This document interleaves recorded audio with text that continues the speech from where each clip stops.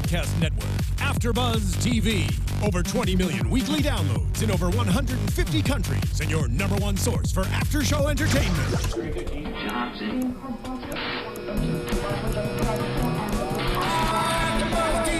AFTERBUZZ TV, the destination for TV superfans. Producing aftershows for over 300 of your favorite TV shows.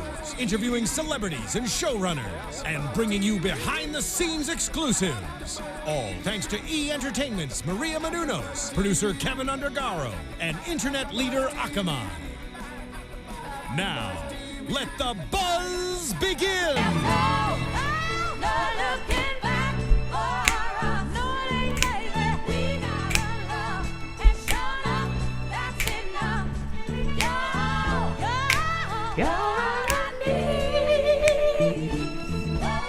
All right, guys, welcome to another AFTERBUZZ TV Scandal After Show with your favorite Fab Four. This is Scandal Season 5, Episode 3, Paris is Burning. As always, I'm Emile Ennis Jr., joined here with my beautiful and handsome friends. Hey, what's up, everybody? I'm Kennelia. Hey, everyone, I'm Sofia Stanley. I'm Bamm Ericson. And we're going to dive right into this episode. What do we think? Good?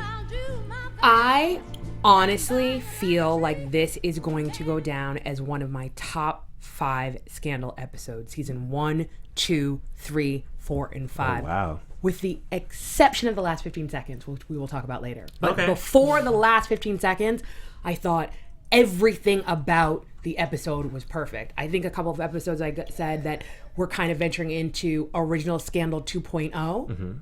There was a pace here that nothing felt forced. Everything felt organic, and it was the first time in a long time where I wasn't anticipating what was going to happen. I was simply allowing it to happen.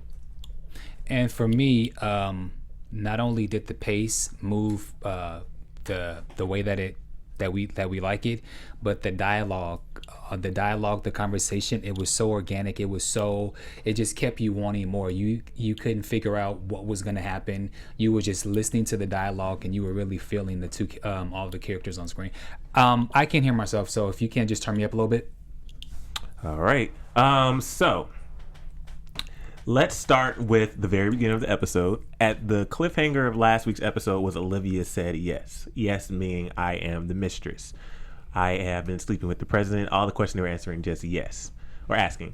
So we begin this episode with Mellie and Fitz prepping for an interview with Noah Baker. And also simultaneously we have Abby trying to figure out how to stop this because we know that Olivia just said yes at the beginning. Which, even though we just watched the episode, at first I was like, wait, what's happening? What's happening? And then we were reminded quickly. So we said, or some of us said last week that Abby does nothing. She did something this episode. She was on her job. She did. What, Sophia? She was on her job once she got affirmation. Because prior to that, the fact that she had to wait so long to run and take off her shoes, I think I yelled at you guys and said, run, take off your shoes. Yeah. You don't have an inside person. It's 2015. We all have cell phones. You don't have a direct dial to the security for the president. What if there was an actual legitimate threat? It's called, you pull the alarm so that it goes off, you rush in. Not only do you take the president out, not only do you take the first lady out, you also take the tape. I also said that. I go, take the tape. So that was a little amateurish. It made sense for the storyline, but no, she was not 100% on her job. I think only after Mama Pope affirmed that she was good at her job did she then thus become good at her job. Agree. I said she was on her job 85%. But improvement, but though. Good. She improved. By the end, I'm Team Abby. Go red. We're making progress. Okay. So then they go to the Oval instead of to the bunker, and then Mellie's confused, and that's when she sees that Olivia said yes. So we're going to fast forward. Olivia comes to the White House. We're going to come back to that in 1 second. Mellie is sitting there stewing in her office, and then we see Cyrus come in. Remember, my prediction was just not a prediction, but more of a want, saying I want to see more of Cyrus. And it came true this episode. We saw more than enough of Cyrus. What did you guys think about Mellie bringing Cyrus on as her chief advisor? Brilliant. I was shocked because was it 1 or 2 episodes ago, Cyrus said he has a beef with Mellie because Mellie was the reason he felt like he's not in the White House any longer because of what Mellie did. So I was shocked that he was in the position of helping her so openly like just genuinely trying to be helpful. Yes, it was because he wanted to get back into the White House and he wanted his job back. But I was shocked that their dynamic was what it was, because I would assume that would have been a little more shady up front. But remember, Mellie has no one else to turn to. Cyrus is at home. Horn with his little boo thing, maybe, or maybe not, as Mellie said. What else does he have to do? Married. I know, I was thinking the same thing. He's not a whore anymore. He did wifey. Yeah. So what is he gonna do? I mean, he's been itching to get to the White House, so it made sense. Mm-hmm. Okay, so Mellie and Cyrus are figuring this out, and then while they're figuring it out, OPA, we're there. OPA's there. They're trying to stop this whole thing. I think my favorite line from that whole scene was when she said, "Huck, are you trying to stop the?" "I'm trying to erase it." And then they did this cute little high five. Just seeing that, but it is interesting. And I'm going to jump forward and come back. It is interesting with Mellie's dialogue with Olivia. Actually, it was more of a monologue because Olivia was just taking it all in. But when she said, "What are you giving up?" and how OPA would pretty much be dismantled because you can't bring your little thugs in here. So it is interesting now that when we saw the OPA scene and then seeing that later, thinking about what would Quinn and Huck do without Olivia. Right, because they went into survival mode. Because for them, if there is no the Olivia Pope, then they don't have an identity. They don't have a purpose. They don't have arguably a home. So that's what they were doing. They weren't, in essence, saving Olivia is really saving themselves. Yeah. And so that's why even I think that when Jake sat down, the words that he used is basically, let's drink to the end of the world. Because for them, Jake included, Olivia no longer being the Olivia Pope and now being, whether or not it is Fitz's mistress, Olivia Grant, like, do you know what I mean? Whatever iteration that is, that means they cease to exist. So they were like, let's celebrate to our deaths. And their skill set it's not very linked in. So they can't really be like, hey, I can drill holes in people's kneecaps. I'm great at doing X, Y, and Z. If you need me to kill somebody, I can do that. Yes, there probably will be a place because they all had things to do before they found Olivia Pope or she found them. But that's kind of one of the only places they can go and really be themselves. But did they really have a place? Because Huck was in the subway. He was in the Quinn doesn't even, like, she just found out her past a couple of months ago or a year or so ago. Yeah, you're right. I'm just saying. Jake, though, it was funny how Jake comes in there and he has the vodka and he says pretty much, Olivia, stop lying. This is what we have to do. And then the martini talk was funny with the James Bond conversation, just because they were like, oh, that's the first level spy. Okay, that's cute. That's cute. Mm-hmm. Well, because who doesn't? I mean, you can't talk about Spies and not talk about James Bond. Yeah. Do you know what I mean? And that's why, like, even, what was it, a couple weeks ago, the internet was like, went basically on fire when the current Bond author mentioned that Idris Elba was too street to play Bond. Mm-hmm. It's a normal storyline whenever you're talking about Spies. We talked about that on Happy Hour. Oh, we sure Oh did. my God, on episode 16, 2 Street Martini. If you guys do not know, we do a podcast where we talk about everything. It is called Happy Hour, a shot of conversation. And you can basically follow us at happyhour_TV or go on iTunes or SoundCloud. Again, Happy Hour, a shot of conversation. We talk about everything from Idris Elba to Kerry Washington's Apple Music commercial and to why we as gladiators are still riding this hard with this show for so long. I want you to say my name with that accent every now and then. Emile. Okay. Ennis Jr. I can't. All right. But no, it was. I think it showed because I think it showed that they're a little family. Yeah. And arguably, just like I wish I was actually right now drinking vodka and not wine and grape juice. They that's all they have. Yeah. So they're like, you know what, like, F it. You know what I mean? Like, let's go out hard. We'll drink this vodka. We'll have a good time and chase away our fears. Well, I like seeing that. I like seeing the dynamic and seeing what they're going to do after. I think I got frustrated, though, with Olivia and Jake initially.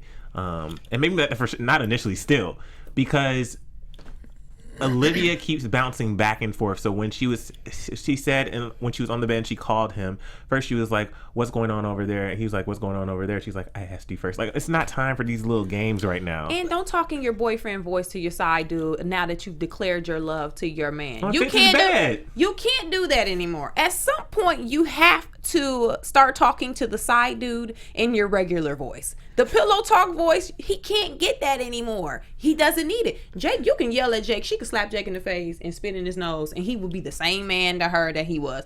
she doesn't need to approach the relationship with him the way she does. So I was bothered because I was like, why are you talking to him like that?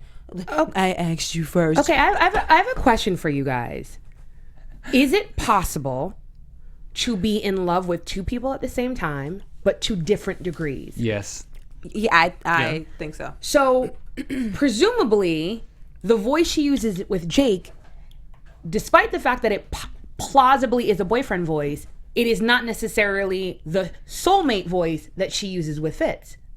So is there anything wrong with that? If that's it, because at the end of the day, regardless of whether or not right now they are actually sleeping together, they will theoretically always be in a relationship. There's always with certain types of relationships, there's always a state of intimacy. Like, let's not forget, she ran off to an island with him.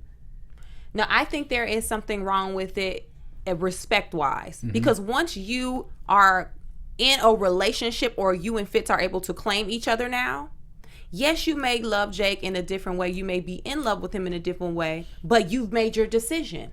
So you made your decision. So now that you have Jake and you are in love with him a certain way, the respect for your actual boyfriend, that needs to override the way you're talking and interacting with Jake. I on some levels, 99.9% of me agrees with you 100%. However, what I feel like I'm getting from this new season is it's about rewriting the rules.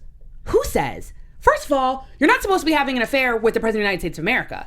You're not supposed to be having an affair with the President of the United States of America and get on TV and tell the world that, given your separate and distinct position of power and the fact that you have built a reputation for yourself on your intelligence and not on your bedroom skills. So arguably there are no rules. You don't move into the White House and have him kick out his wife. Like, if you think about it, nothing that they have ever done is in line with any of the labels, primarily even the way that he said season 2, like, you're not my mistress.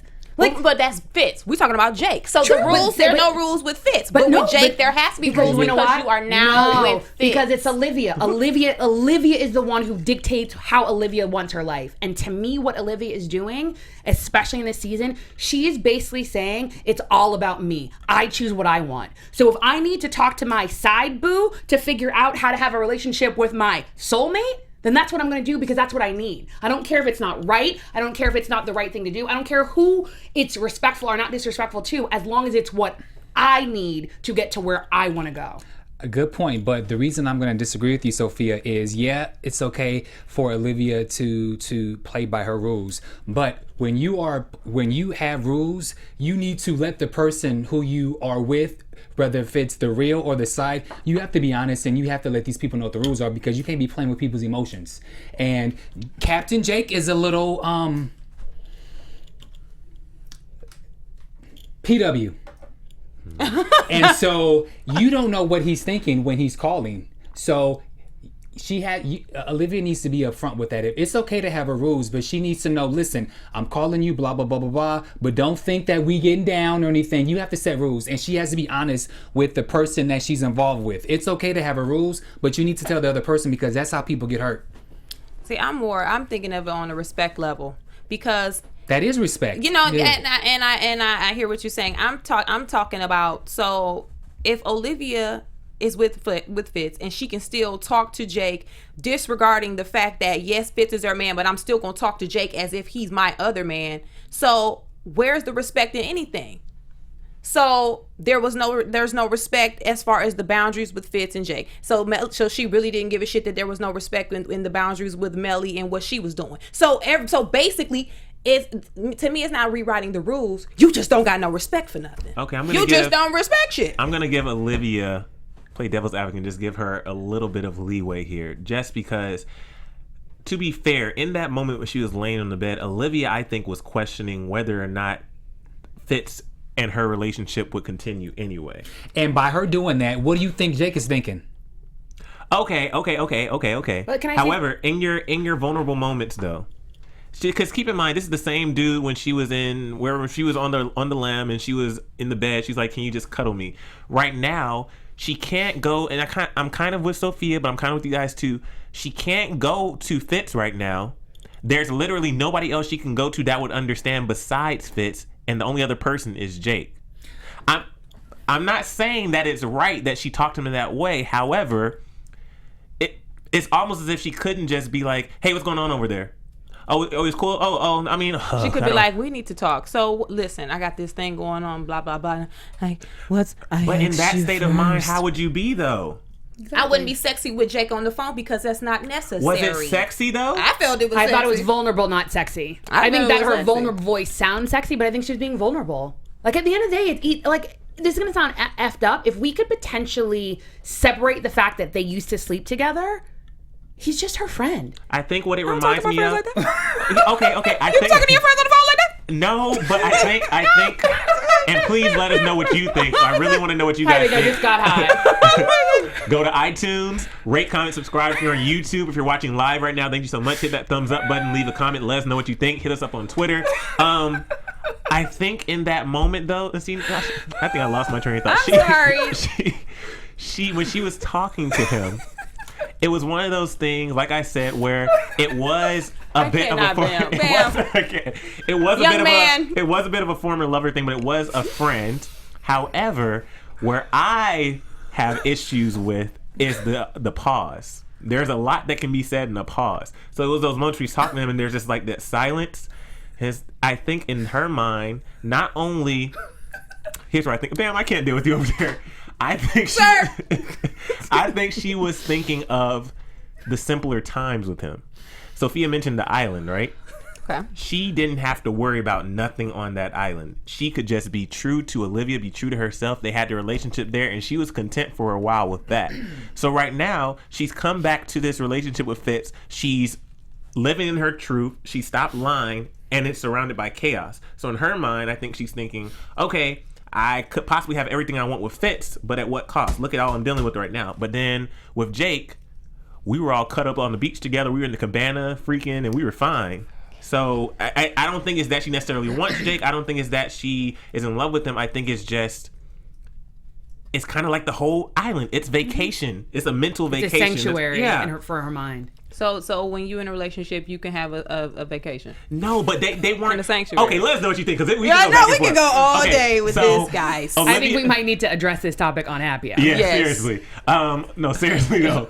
Olivia and Abby, it finally happened, and it was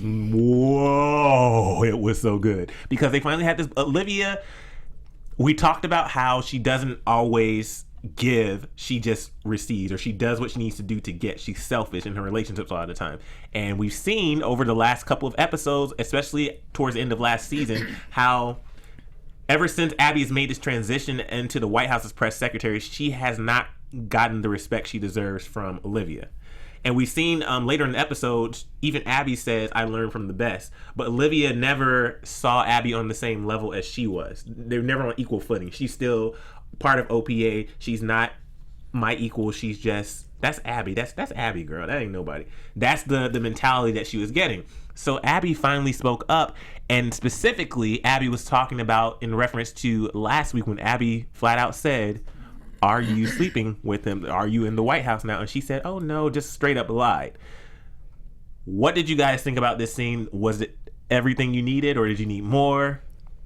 For me, it was everything I needed. I thought it was great, but I do have to play devil's advocate. Okay. If I am sleeping with Welch's, right? If you ask me, are we sleeping together? Well, maybe 2 weeks ago I slept with Welch's. Doesn't mean like, yeah, I've slept with Welch's at some point, but we knew she knew Abby's intent though. No, see, I think this would be the difference. I think the difference would be if Welch's, you sleeping or not sleeping with Welch's, affects me. Affects not only my livelihood, but it affects my reputation. As well as the fact that we've already had scandals associated with your relationship with the president, and now I am literally tasked with protecting his image. So by you not telling me, it wasn't just lying from the perspective of we're friends and you should be able to tell me either mind your business or tell me the truth, but not to lie to me. There's a difference, number one. Number two, in her not only not admitting that she was sleeping with the president, primarily when she told the president to go to Mellie signing in, and didn't double back and tell Abby or have anyone tell Abby, just like Abby said, you left me up there to die. So she looked stupid. And just like Emile said, she has not gotten respect from anyone, including arguably her mentor. And to me, it resonated so profoundly, her statement, again, when she said, you left me up there to die, because let us never, ever forget it was Abby who saved Olivia's life. Not her reputation, not her company, not her fancy clothes. She actually, figuratively and literally saved Olivia's life. And Olivia didn't even have the common decency to simply loop her into a change of plans with the president and her standing up to her peers as well as the entire United States of America and look like either an asshole or stupid. Good point. Good. Yeah. Yeah. Okay, so now let's get into the meat of the episode, negotiations. So after this whole thing Bamm with eye roll. After this whole thing happened with cheers with Mellie finding out that Olivia said yes, after her hiring Cyrus on, they then began negotiations saying what does she want. But before we get into negotiations, we have to talk about the scene with Cyrus, because y'all know I love Cyrus. I love to hate Cyrus. But it was a scene where he was talking to her, and it reminded me of, and if you remember the specific episode, either anybody on this panel or if you're listening or watching, it was an episode where Olivia and Cyrus were talking in the hallway, and he was about being normal. Yes, yeah. So they reminded me of that episode, but it was when he was talking to Mellie, and when he was talking to Mellie, he basically said, what do you want? Her initial response was going with vengeance. Her initial response is saying, I want to destroy Olivia Pope. And that's of course what Mellie would be thinking. But then he says, no, what do you want? Stop thinking as a human. Don't waste your answer on being a human. It was genius. And then what was her response? I want the Oval. Mellie is the type of person where I do believe she is smart. I do believe she can be calculated, but she's never had the proper team behind her. Does that make sense? Okay, yes. She's not really had the support. Yes. Okay. So it's because of the fact that Fitz has never really supported her. She's been told that she's ornamental, and she tries to fight that. It's just like what I hate to keep referencing Happy Hour, but how we talked about Happy Hour with the prisoners, and we said that if you're in a system where you're designed to fail, yes. if you have everybody saying you're going to fail, the likelihood is you will fail. Yes. So that's the mentality that Mellie's been stuck in. Mellie's been told by Fitz over and over again, you're ornamental. And as much as she tries to fight it, as much as she tries to stand up for herself and say, I'm greater than that, I feel like she's just started to believe it. And even if she didn't know she was believing it. I agree with you 100%. But I think that the reason that Cyrus's conversation with Mellie was so profound is because, again, back to being normal, you can't be both. You either need to be emotional and your end goal is to live happily ever after with your husband, or you want to be the president of the United States of America. Sadly, the two cannot exist together. So to me, that's what that conversation was about. Do you potentially want to cling on to this belief that you are married to your best friend, that you are going to grow old together, or do you potentially want to be a warrior and be the first female president of the United States of America? Yeah, sure. What do we think about, once she came to that declaration, what do we think about the negotiations? It was ugly like a real divorce. It was literally ugly, the back and forth. I'm gonna flip flop because I had problems with Fitz and I also had problems with Mellie. My first problem with Fitz is, listen, bitch, you have clearly, you look what you have done to this woman. You don't respect her. You don't. You've been a complete asshole to this woman. You have said up front, that you have a girl on the side, whatever you want to call it. Give her what she wants. What is so difficult? Like men who are in these relationships and these marriages with these women for 15, 20 years, they board your baby, they do all this, and then they want something and you can't fucking give it to her. You piece of shit. But they weren't negotiating over things though. They were negotiating over time. Meaning, is it fair that once our relationship is over, for you to be able to dictate with whom I then speak with, hang out with, am in a relationship with? is completely different than giving her the Santa Barbara house, giving her a $500,000 allowance. I completely agree with you on that. But I do not think, I don't think any amount of marriage certificate, once the relationship is definitively over, you no longer own me. Well, but can the same thing be said when we just talked about the emotional factor, either you being human or the business? Because in a regular marriage, no, you can't dictate what I do and what I say and who I marry and if I give her my last name. But this is a business, and Fitz is a president, so I can Mellie technically can dictate. Okay, so I need X amount of days because I gave you X amount of days, and this is a business agreement, so you need to give me X amount of days on the campaign trail. The last name is going to having the last name is going to affect me. People going to be looking at me a different way. So Totally no, makes she can't sense. have the last name. It's a business. Yeah. Okay, fair enough. No, excellent point. Excellent point. Give it to her so that you can go on with your life, and so that you don't. But the only thing is, just so you know, you can't go on with your life until 18 months plus 8 years. So what's that? 9.5 years. So just let's just be clear, like, because I completely agree with you. So practically, I hear what you guys are saying, but again, we are sitting down over a piece of paper with someone I no longer want to be with, and the woman that I have loved since the minute I saw her has finally stepped into the light with me, and you now after she is 100% on board, you want me to wait 9.5 years to be with her? On board publicly. But not. Okay. On board publicly, because it changes things when you behind the curtain. The minute the curtain comes open. And this is the funny thing is it do I really 9 do I years? agree with you guys? Right. It is. If she's going to be president for 4 years, 2 terms of 4 years. Again, I agree with you guys, but I'm really trying to like get to the meat of it, because also too, and it's like we keep doing this, and I don't know why I'm getting mad today. Maybe because I'm just like in my feelings about this episode. We keep calling Olivia the mistress, the side chick, and so forth and so on. I cannot argue that label, but arguably, she is a woman who fell in love with a man named Fitz. And a man named Fitz fell in love with a woman named Olivia.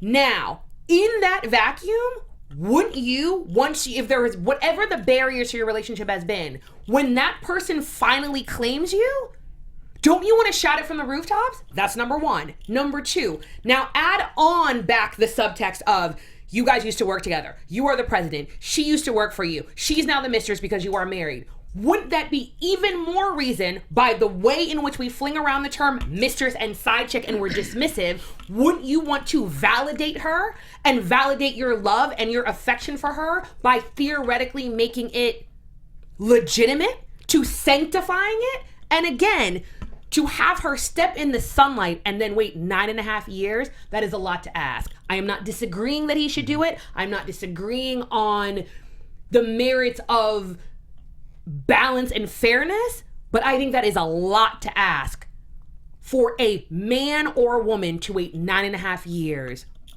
to be official with another person. Now let me ask you real quick: is in a way, is that deal beneficial to Olivia?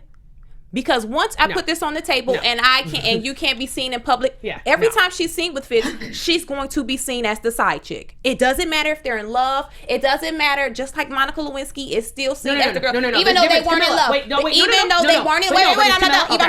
Even though that situation in Bill Clinton in the real life situation, they weren't in love. Every time Olivia walks outside with Fitz, every time she comes out with outfits, it's a stain. It's like a stain on a shirt that you can't get out on a white blouse. So, yes, they are together, but in a way, and I'm not saying that this is what I really think, I'm just asking, in a way, Olivia having this and Fitz having the stipulation that they can't be out in public doing certain things together in the last name, could that possibly be beneficial to Olivia in her career, and the fact that she's scared that everything that she worked for is going to now go to shit? That's a good point. I don't have a yes or no, but that is a good point. Not saying that I'm agreeing, but could it not hurt her? I definitely think so, and I think that's why the scene in the closet with Mellie was so profound, because Mellie was speaking her truth, not from a place of venom. She was actually, ironically, in that space speaking her truth from a sense of woman to woman. I'm going to keep it 100 with you. Number one. Number two, I truly think, and this is why I have always said that the show is not simply Olivia and Fitz. The show is the trinity of Mellie, Fitz, and Olivia. And the reason being is Mellie respects Olivia because theoretically, Olivia represents everything that Mellie wants to be. She actually has a reputation, and she definitely has a purpose that has nothing to do with a man. It has nothing to do with what she married into. It has nothing to do with what she needs a man to do for her in order to evolve or to get from point A to point B. I think that's partly why she even allowed her into her home and into theoretically their bedroom, because I think she fully respects her. And that's why I think when she had that conversation, it was not only vulnerable, it was truthful, because she, in some weird way, has and always presumably will respect Olivia for what she has been able to accomplish pre-outing. I think that closet scene, it was I mean, I didn't cry or anything, but it was a bit emotional. Just because in that moment, they were two women on equal footing. And when they were having that conversation, while Mellie was frantically looking for her hooch and she was talking to her, you start to, as a Scandal fan, as a true gladiator, you start to have flashbacks of the other women. Mm-hmm. You start to think about all the times where Olivia's questioned. Even if we want to go more recent, you start to have flashbacks just to the first episode. Was that the first episode with the princess? Mm-hmm. And she was talking to just about being ornamental. And once you become attached to this guy, you're no longer a fully realized person. So then my question was, as we saw Olivia's presence diminish in the fact that she was literally going to diminish and fade away and just become Fitz's mistress, or the woman who broke up a marriage, or whatever title they would give her. My question is, do we think, knowing Olivia, do we think that she ever truly thought she would be in the position that she's in now? No. Mm-mm, no. Like her and Fitz and the... Like actually having a chance? No. I don't think so. No. So then what, all this time, and I think my frustration is all this time, what exactly was the end goal? Besides the Vermont conversation, what was the end goal? Or is the end goal? I don't know if I can articulate this properly. Has there ever been something like you've wanted so bad in your whole life that you can't even like articulate it? Like you don't tell your friends. Like there's like a dream that you have like in the core of who you are, and you feel that literally even by saying it, it will like escape and it won't be real. Mm-hmm. For fear that even if you kind of step into it, that if you lean into it and it doesn't work out, then you could potentially die. Like it's that serious. So if on some levels you pretend, okay, well, I'm okay with having it on this peripheral basis, right? Because if it's peripheral, I can potentially control that and not fully lean in. And if I don't fully lean in, I literally won't get hurt and or destroyed. I think that's what she did. Their love from the very beginning and the energy they feel is so volcanic. And it's so, I mean, you have to go back to the Rose Garden. Like when she was like, I think for you, I wait for you. And he goes, no, like my every move is for you. I can't breathe without you. Like, I know it sounds dramatic, but it really is like that life or death, that you are ceasing to potentially exist without that person being fully realized in your life. Now you add all these other variables and you're a logical, pragmatic person. The minute you allow yourself to think that it's not possible, then you cannot think that it's possible.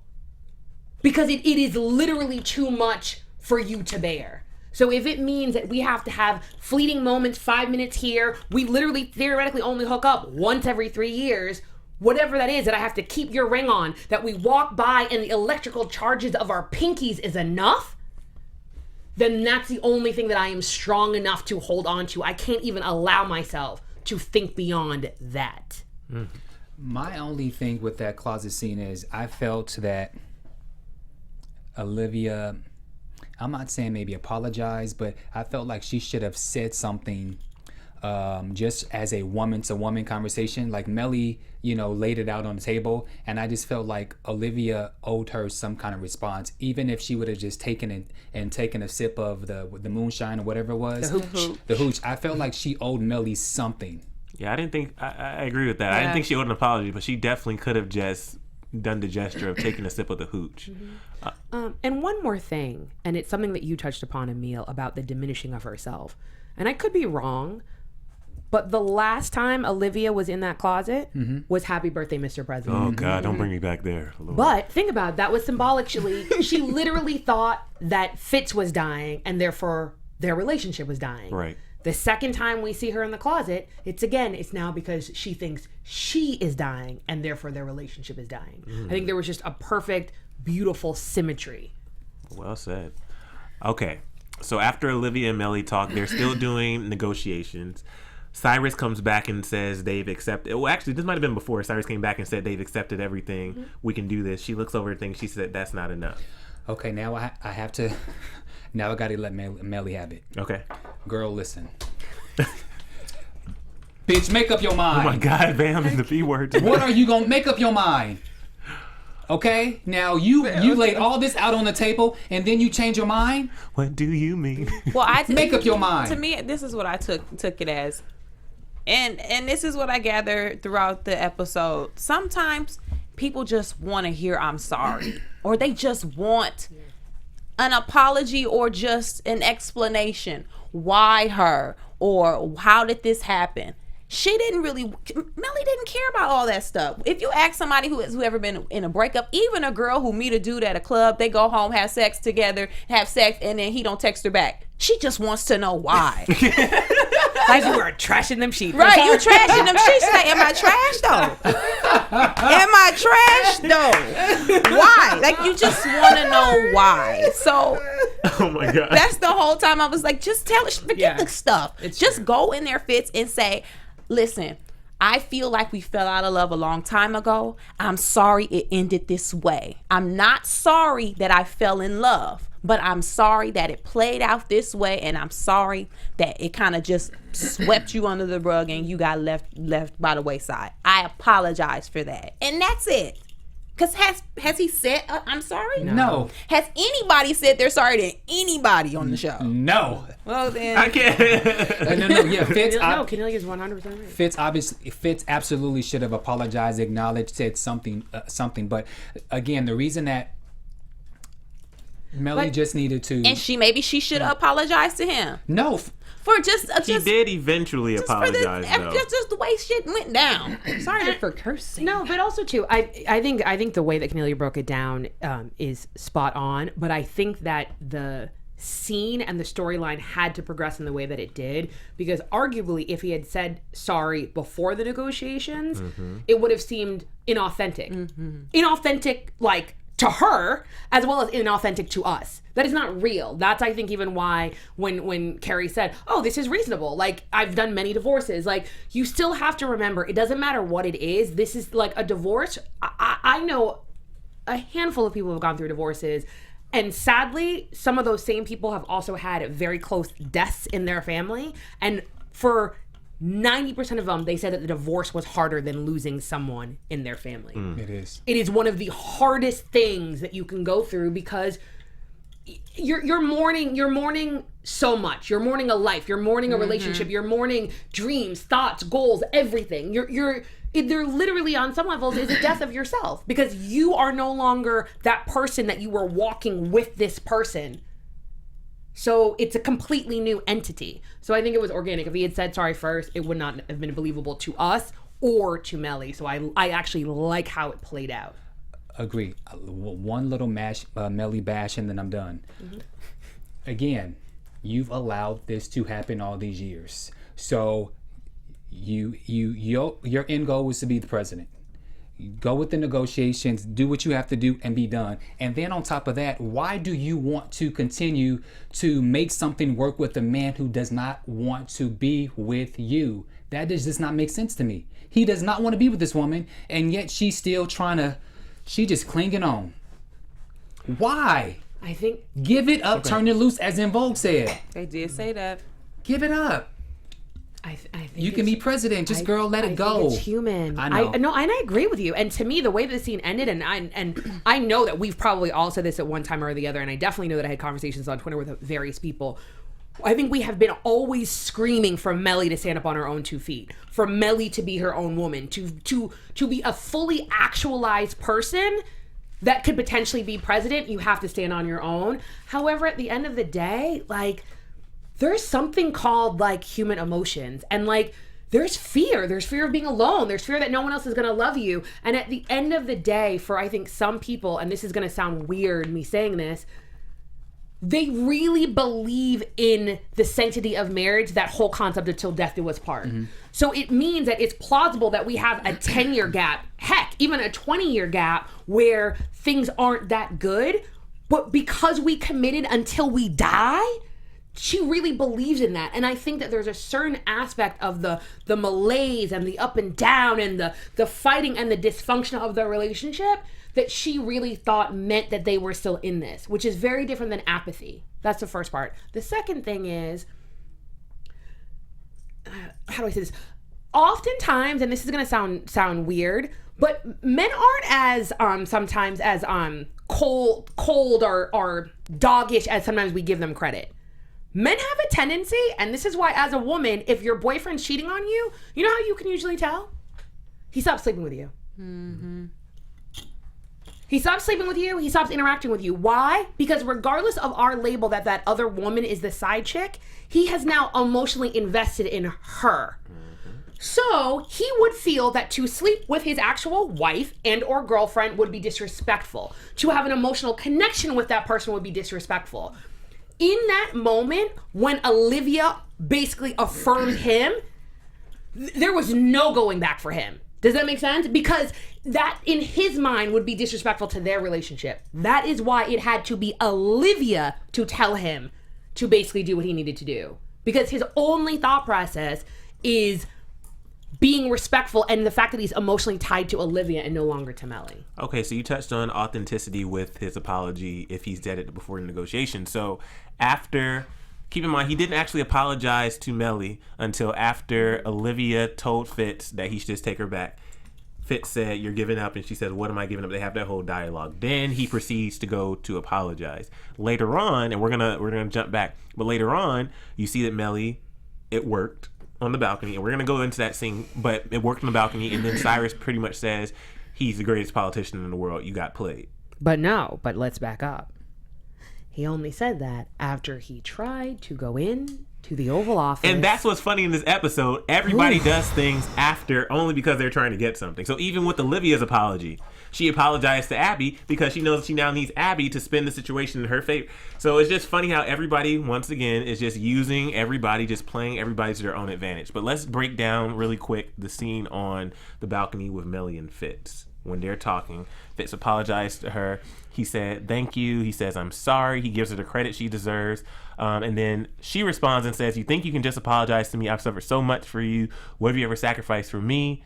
And then he says, "You'll be the first woman to put your hand on the Bible and get sworn in." Very authentic. It's a day late, dollar short. But so you felt it was real? I totally felt it was real. I feel like Fitz was being very sincere, and it wouldn't be authentic for Mellie to say, "Okay, thank you." Nah, as a woman, like, you get the words that you finally been waiting for, and you just have to kind of just let it loose a little bit, and she did, and now boom, it's over. Conversation. I'm glad they had the moment. Good, say what you got to say and get it over with. Okay. Completion ceremony. Oh my god! Exactly. Oh my god, that was like Happy Hour episode 2. Okay. So yeah, Olivia apologized to Abby. Quickly with Cyrus's begging. So when Cyrus entered the office, and there's something Mellie said earlier in the episode where she's like, soft. She's like, yeah, she said he went soft. She says like, everybody's acting different now. Like, she was just pissed. I had a problem with Mellie. Shut up. No, Cyrus is not being soft. Shut up. No, he's not being soft. Yeah, Mellie just didn't know what she wanted yet. No, he was soft later. In that moment when he was doing the every negotiation, time he went into the office, I felt he was soft. He was doing what he was doing. But yeah, no, it's funny. I'll talk about this offline. He was being soft. I didn't think he got soft until he went into Fitz's office with the "please, baby, please." He was in there with the straight Jodeci boots on, talking about, "Oh yeah, please give me my job back." At that point, he was Andre on Empire. Ooh. Oh my gosh. Watch us on there too. Empire After Show. Go ahead and say it, Sophia. The problem that I have with Cyrus is that, or not even the problem, Cyrus and Mellie are the same. They were both intrinsically in love with Fitz. And that's basically what he did. Like, he was like a lover who, like, you know, someone sends you a text, they're like, oh, happy birthday. And you're like, oh my God, this means he wants to get back together with me. Nah, he was just sending you a happy birthday. Yeah, like, maybe that was an automatic Facebook message. Ooh. So the problem is he came in like that. He came in like that desperate ex, like begging to come back with you. And the problem was, for someone who is so adept at reading the room, who is so adept at reading human cues, he wasn't reading any of the cues from Fitz. Fitz didn't look at him. Fitz didn't look up. Fitz didn't whatever. So it was like, boo, like, quit before you even opened your mouth. Because there was no interaction in the first conversation that seemed like Fitz was talking to you like he used to. He talked to you like you were a servant or a peasant before, was continuing to interact with you like that. That's why his head was down and he continued to write. So to me, the way Cyrus walked into that was shameful. And again, Cyrus was being a human being and emotional and not a warrior. The problem is he had to have his heart ripped out from his chest to remember that his only option is to be a warrior. Because he will never be the one who's loved for all the reasons he said in a myriad of dialogues. The fact, though, that he had to go and take Mellie with him, at first I was like, oh, that's grimy, but now I'm excited. Oh yeah, no, it's gonna be good. It's gonna be good. Yeah. He tells Mellie, he pretty much plays with Mellie. He gets Mellie to do the switch up. Mellie backs out of the interview. They leave and they're in a motorcade. Okay? So at this point, the episode is good. Okay? The episode's great even. Then we see Olivia finally gives Abby the validation she needs. Fitz is trying to say, no, you can't do that, you can't do that. And she says, no, let Abby handle it. Abby goes onto the podium. She basically acknowledges that Olivia has been in high-profile relationships. Once again, I'm clapping at the screen. Then, early in the episode, because remember the episode is titled Paris is Burning. Early in the episode... talk about them sitting on the couch, though. You guys, you two, I know y'all want to talk about the 1 minute on the couch. It was when Olivia said, you need to watch me choose you. Lord have mercy. I wish this was wine at that moment. I need vodka. Screw the wine. It was so beautiful. I think the reason... the power, because she said, sit down. And he was like, you can't tell me what to do, not in here. We're seeing evolved characters now. She said, sit down. Watch me choose you. Their relationship, it finally evolved to another level, and it was just beautiful. It was beautiful. They were both standing in their truth. And that was... So everybody was like hating that certain people... I didn't bash the Lits last week, but everybody was hating we bash the Lits. It's not that. Fits. But they no, it's true. It's true. You can bash them separately, which is different than a relationship, because their relationship is not actually OLIT if they do not step into their truth. True. And today they fully stepped into their truth. They stepped. Go ahead. I just want to say, I thought it was beautiful, and especially when Aretha Franklin started singing "You're All I Need to Get By," I was in. You want to do a little bit? No, I'm a little hoarse. I can't. I cannot. Mixtape come out November. You can catch me then. You got a mixtape for real? No, I'm just joking. Yo, if Bamm drop a mixtape out here in the streets, I would die. In these streets. So what? Who cares? Volume 1. Oh my god. The remix. Right. Oh my god. Okay. I can't. Just start naming top Kardashian. So what? Who cares? All right. So now Olivia's going to have to deal with the aftermath, but this is what she wanted. This is what she chose, and we're going to see hopefully an evolved relationship and see where this goes from here. Earlier in the episode, though, the subtitle and the running news ticker underneath the big headline of Olivia was that the Louvre in Paris was burning, okay? Immediately, Jake gets up and has to leave. And, of course, I was thinking this has to be code for something, because why would he just, whatever. And then we see at the end of the episode, he goes and meets Papa Pope in jail. And they said, what did they say? They said something about Lazarus 1, and I don't know what it means. I'm just hoping they don't bring B613 back. They said something. They go Lazarus 1, please. which to me is either like a project, like you know how they always have briefs on different projects like Defiance and so forth and so on, or to me it's B613's rival, right? And then when they said when Rome was crashing, Nero fiddled. To me, and I can't remember, this ironically is also like a Bond storyline, but it happens all the time. What you do is you distract people over here to do something over here. So literally, as the Louvre is burning, you theoretically could basically walk into like Buckingham Palace and steal the crown jewels. Not the same thing because they're not in the same place, but you kind of get what I'm saying. So again, I think that they obviously definitively know who that is, because I think that Kennelia said it's kind of like a signal, but that secondary line regarding Nero is definitely that it's like a bait and switch. It's that look over here like a magician, and I'm going to do something over here, and I'm just going to be easy and walk right in and take something. Yeah, I'm in agreement with you, Sophia, because also when I think about Lazarus 1, I just think about in the Bible the Lazarus, the poor man, and so I'm thinking that there has to bring me back. You know, sometimes I'm kind of a heathen.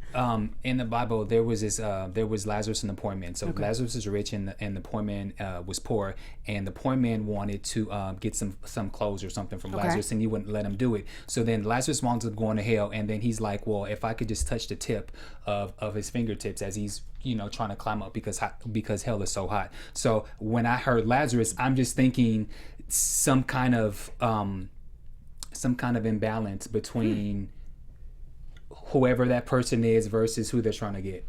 Well, we'll find out. Let's go now into Kennelia's cold piece of the week. Cold piece of the week for Scandal episode 3 of season 5 goes to Olivia Carolyn Pope. Mainly because throughout the entire episode, yes, we saw that she finally got what she wanted with Fitz. They made a decision. They're actually going to be together. She chose Fitz. But the whole episode, she was sitting up in that White House on the couch, perched on top of the arm of the couch, of the chair, everywhere in that place. Like she'd been there the whole damn time. She looked like somebody grandma. You go in the house and grandma in her muumuu and she's just in the living room like, oh, hey, how you doing? With her boobies out. She looked like grandma in a muumuu, but in a better, fashionable way. She owned the place, and you can tell that she was finally feeling like she actually arrived and was in the house that she was supposed to be in the whole time. So for that reason, I'm giving Olivia Pope Cold Piece of the Week. Let us know who you think Cold Piece of the Week should go to. Hit us up on Twitter, Instagram, and Facebook using hashtag Cold Piece. All right, guys, now let's go into predictions. Before I do a prediction, Your AfterBuzz TV predictions. Before I do a prediction, I want to give a shout out. I apologize for not remembering who I was talking to on Twitter, but Camilla Parker Bowles is the Duchess of Cornwall. She is the wife of Prince Charles and was his mistress when he was with Diana. Sure was. And they are now married, and she is a duchess. Oh, good point. Sure is. Drops mic. But was Camilla crying in the corner every time something happened? Did Camilla choose her gladiators over Fitz at some point? Y'all, Over Prince Charles? I can't. Hit us up online. And I have no predictions. You want to know why? Why? I'm just enjoying this shit. Ooh, enjoying the ride. Yeah, I'm enjoying it too, but I will say that although Mellie is part to blame for this whole thing with her and Fitz, but I'm hoping that Cyrus and Mellie really make his ass burn. I think Fitz needs to burn because I think it's fucked up how he approached the situation, how selfish he was, and how he wasn't willing to give this woman what she wanted. And then he was an asshole. But doing it originally how he was an asshole. He was just an asshole, and then he was an asshole to Cyrus. And so now that these two people have joined forces together, I just want them to make his ass burn like he has. I'm not gonna go there. I just need to just burn his balls, like just be hot. Okay. Hot draws. Oh, Lord. Yeah. I think they put some vodka in our drink. Gee, maybe not in mine, but over there in Bamm, dear God. Well, let him burn. You know how I feel about Fitz. I mean, he was cool in his episodes sometimes, so. I'm with Sophia. I have no predictions. I'm just here for the ride. Bring more of this amazing show. I've been enjoying it. Let us know what you think online on iTunes, like we said, on YouTube, and also make sure you check out our podcast Happy Hour, where you can have another shot of conversation if this just wasn't enough. But where can we find you guys on social media? You can find me on all social media at Bamm Ericson. And you can find out more information about Happy Hour at happyhour_TV, and me at Sofia Stanley, Twitter and Facebook at the Sofia Stanley on Instagram.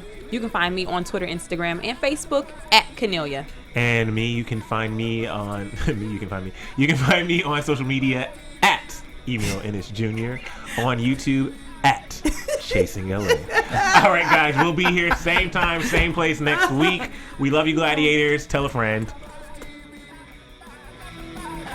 From executive producers Maria Menounos, Kevin Undergaro, Phil Svitek, and the entire AfterBuzz TV staff, we would like to thank you for listening to the AfterBuzz TV network. To watch or listen to other after shows and post comments or questions, be sure to visit AfterBuzzTV.com. I'm Sir Richard Wentworth, and this has been a presentation of AfterBuzz TV. Buzz you later. The views expressed herein are those of the hosts only and do not necessarily reflect the views of AfterBuzz TV or its owners or principals.